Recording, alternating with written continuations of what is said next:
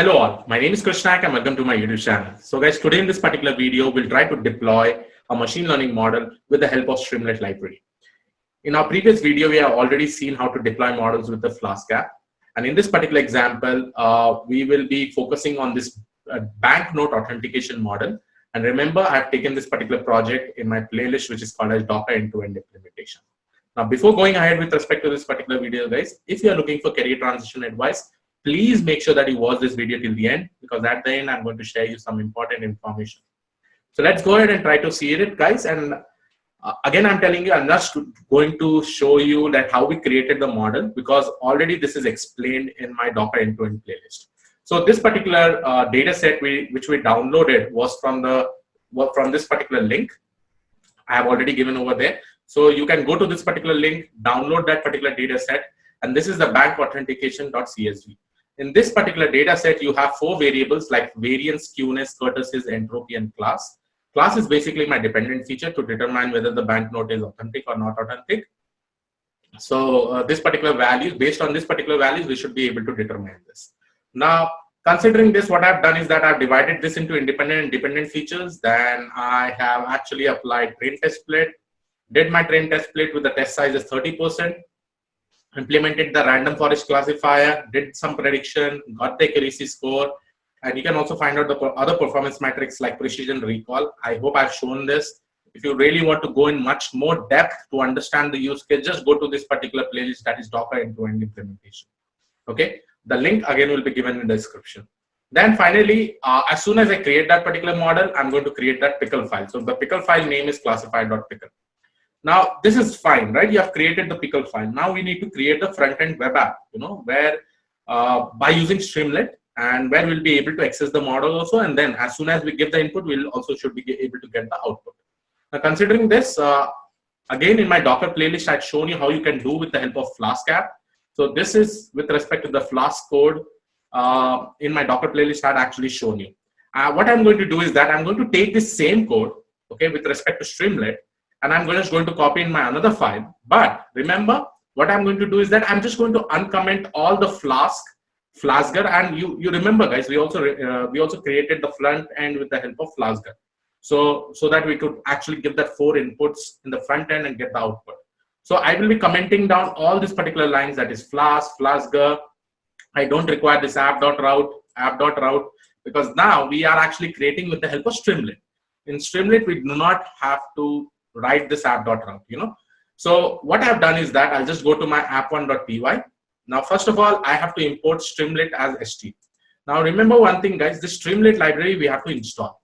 So what I'm going to do is that in order to install, you just write pip install StreamLit, right? So this is the library that we have to install in order to use it. And remember, I've just gone into my environment, that is my env. This is my environment where I'm actually executing this code, and that I will just write pip install StreamLit. So you can see that it says requirement already satisfied, because I have actually installed a StreamLit library before itself. So I'm just going to clear this. I'm going to come over here. Okay. Now, going ahead, what I have to do is that first of all, I have to import the StreamLit library. So I have written import StreamLit as st. Okay. Then what I've done is that in my second line, I've just opened this classified.pickle in read mode, and I have loaded that specific model, that random forest model. I have loaded it. You can see that app.route I have commented out, app.route I have commented out. Okay. Let's see from where this file begins. If you really want to see, the file will start executing from this lines of code. It will load the pickle. You can also write this inside your main function. Okay. Because this is the starting point of the execution. Now, since this is the starting point of execution, first the execution will go over here. This particular line will become true. It will go inside my main function. Now, in main function, this is what is my main function over here. Okay. Now, the first thing that I've done, you have imported StreamLit as st. In StreamLit, inside that particular libraries, you have properties like title, you have text input, you have a checkbox, you have buttons, and various other properties. You can definitely explore that in the website of StreamLit, okay? And that link will also be given in the description for you. So what I've done is the first step, I've given the title of my web app. And remember, guys, the good thing about StreamLit is that I'll say good or bad, but I'm not sure about that. One thing that you can do about StreamLit is that you can integrate the HTML code within this py file. You will not have a separate HTML code, right? So this looks like the cleanliness. If I just talk about cleanliness, it may not be that much, because if you remember about Flask, we have a separate static folder, we have a template folder. We can also structure in that specific way where we keep all those things in the separate folder and try to call that. But right now in this particular thing, what I've done is that I have integrated the HTML, static HTML code within this function itself. So to begin with, I've written st.title bank authenticator. And inside this bank authenticator, this is basically my title of the web app. Then I have created some temporary HTML with some styling. You know, here I've taken div style. I have taken the background color as something, you know, the tomato color, padding is this much. I've taken some color. This is basically my app name, you know, in the header. Then what I've done is that I've taken this HTML, and if I want to use this HTML, I have to use this st.markdown property. Okay, so I have to use this, and I have to use this particular property.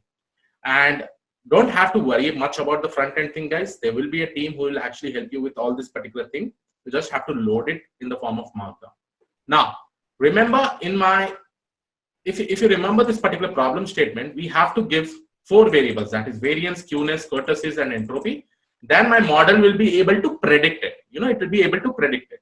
Now, in case of Flask, I had actually implemented a Flasker, a front-end web app, where I'll be giving the 4 inputs, and then I click the predict button.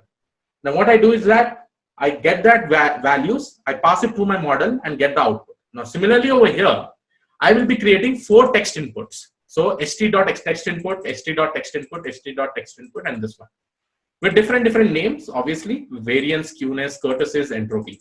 Okay. And this type here is the default text that will be present over there. Now this is done, right? Similarly, I will get all these 4 values. Fine.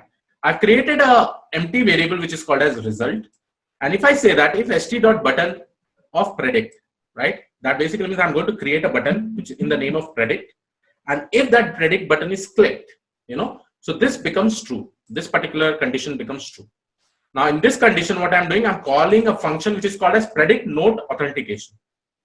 Here I'm passing 4 variables. Now if I go to this particular function, you'll be able to see that in this function, it is taking all this particular 4 parameters, okay, and it is saying that classify.predict. Here I passed these parameters in the form of list. I get the output and return that particular output back over here. So that particular output gets stored in the result. In this case, the output will be 0 or 1. Then what I'm doing that, there is again a property which is called as success. If that particular thing is success, we are going to display this print result. The output is this one, right? The format result, whatever result I'm actually getting. So this is just a format option where I'm actually trying to give my own custom output statement. So here the output is 1, it will become like output is 1, output is 0. Then again, I'm clicking another button. I'm creating another button which is called as about. And inside this about button, if I click it, you know, if I click it, this will become true, and it is going to display this true text, you know, just for some additional thing that I've just done. You know, you will not do this. And this is what I've done for this whole problem statement. A simple, you know, a StreamLit web app. Yes, we can develop more complex web app, which I'll be showing you in my upcoming classes. I can have multiple tabs in my web app also. One web app will be predicting it with the help of XGBoost. Another web app, another tab will be actually predicting with the help of random forest classifier. It can be another things. And there are a lot of properties apart from this, guys. Okay, so I'll just try to show it for you. And now, if you really want to compare with respect to Flask and StreamLit, I will also inform that in my upcoming classes. Now, let's do one thing. Let's try to run this. Okay, so I'm just going to go over here. In order to run, guys, we usually in Flask app, we write Python app1.py, right? But here, and if you remember, if you write like that, already it gets executed from the main function. It will be executing since Flask is already there. In this case, we have to run in a different way. We have to write StreamLit run app1.py. Okay, StreamLit run app1.py. Now, if I execute this, you will be seeing It will take some time to run. Okay, it's running now and the tab is open. Okay, so here you can see that a bank authentication, bank authenticator, StreamLit bank authenticator ML app. I gave the tomato color, right? So this is what is the tomato color. This is my success where I'll be displaying my results. About section, if I click on about, you'll be able to see that this two is getting selected. That basically means, see, as soon as I click this part becomes true, right? This part becomes true. So we are getting let's learn built with StreamLab. Okay. Now I have to again click on predict. Before that, let me give some values. Okay. So here I'm going to give -4, -5, 1, 2, 2. Okay. And if I do the prediction, you'll be able to see the output is 1. If I go back to my web app, to my command prompt, here also you can see the output is 1. So we are getting in a proper way. If you really want to see with respect to 0 also, then we put this value as 2 and you can see the output is 0. If I go back again to my Anaconda prompt, here you can see the output is 0. Now this is a very, very simple thing that what we have developed, a simple bank authenticator web app where I'm giving 4 inputs and getting the output. You can definitely try by your side. Now what I'll do in my next video, I will create multiple tabs over here like this. I will try to create multiple tabs like this. One tab over here, one tab over here. Sorry for my bad drawing. So one tab over here. So if I click this tab, then I will be getting a different web app where the authentication will happen with the help of different classifier, like XGBoost and all.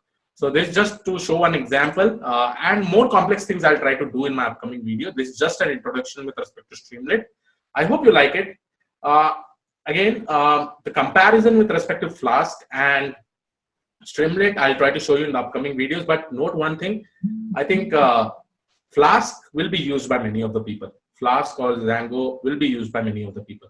Yes, that is just one point that I really want to specify. But in the upcoming video, I'll try to show you what are things we can do with it and all the different properties with respect to StreamLit. But it also has some good, amazing features which I was actually exploring.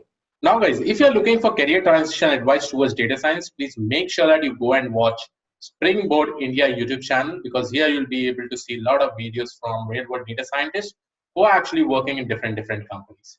So yes, this was all about this particular video. I hope you like it. Please do subscribe to the channel if you're not already subscribed. I'll see you all in the next video. Have a great day. Thank you and bye-bye.